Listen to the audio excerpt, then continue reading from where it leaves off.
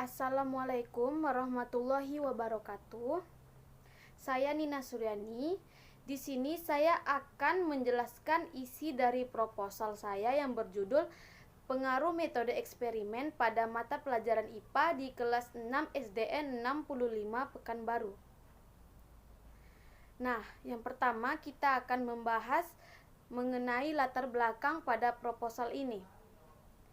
Latar belakangnya adalah guru pada SDN 65 Pekanbaru ini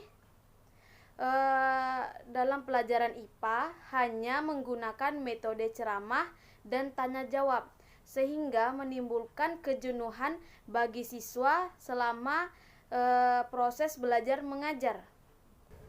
Nah, selanjutnya identifikasi masalah. Yang pertama, pembelajaran yang efektif belum secara optimal diterapkan. Yang kedua, pembelajaran masih berpusat pada guru. Yang ketiga, pembelajaran IPA dengan metode ceramah menimbulkan efek yang jenuh. Yang keempat, siswa kurang aktif saat mengikuti pembelajaran IPA di kelas. Yang kelima, pembelajaran IPA belum mampu mengembangkan keterampilan pada diri siswa.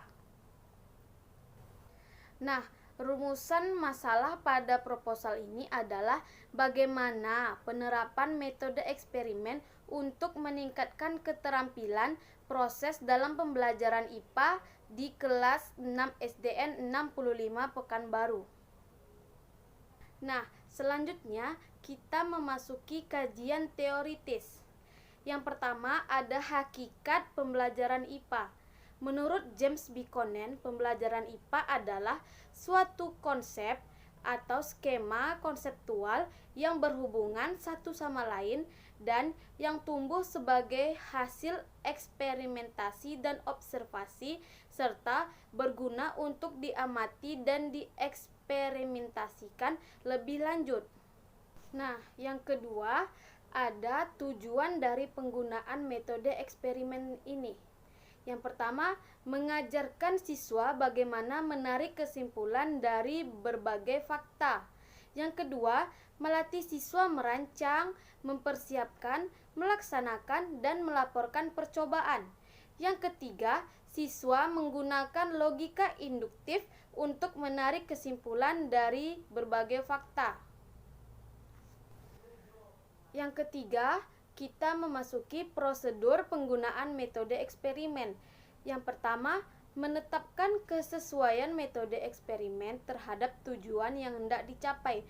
Yang kedua, menetapkan kebutuhan peralatan, bahan, dan sasaran yang lain dibutuhkan dalam eksperimen, sekaligus memeriksa ketersediaan di sekolah. Yang ketiga, mengadakan uji normalitas. Yang keempat, menyediakan peralatan, bahan, dan sarana yang diperlukan. Yang kelima, menyediakan lembar kerja. Selanjutnya, yang keempat, keunggulan dari metode eksperimen. Yang pertama, siswa aktif terlibat mengumpulkan fakta, informasi, atau data yang diperlukan untuk percobaan yang dilakukan. Yang kedua, siswa memperoleh kesempatan untuk membuktikan kebenaran teoritis secara empiris melalui eksperimen. Yang ketiga, siswa berkesempatan untuk melaksanakan prosedur-prosedur metode ilmiah dalam rangka menguji kebenaran hipotesis-hipotesis. Yang kelima, kekurangan dari metode eksperimen. 1. Memerlukan peralatan, bahan, serta sarana eksperimen. Yang kedua, memerlukan waktu yang cukup lama. Yang ketiga, kekurangan pengalaman siswa dan kegagalan atau kesalahan eksperimen. Selanjutnya, memasuki keterampilan proses pada pembelajaran IPA. Yang pertama ada ruang lingkup keterampilan proses IPA.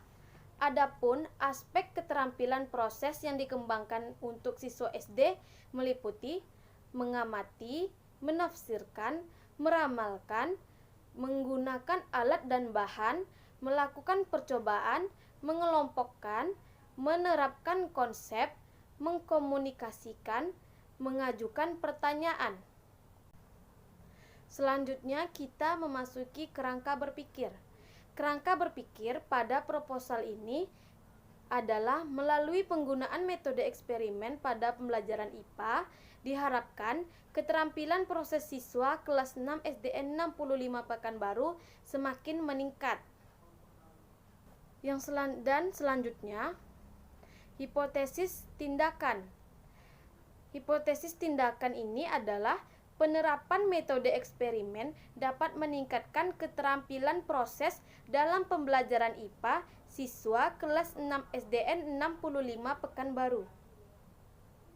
Nah, selanjutnya metode penelitian. Yang A, tempat dan waktu.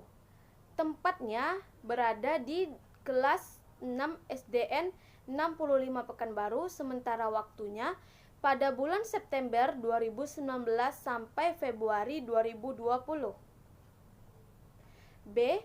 Jenis penelitian ini menggunakan penelitian tindakan kelas. C. Populasi dan sampel.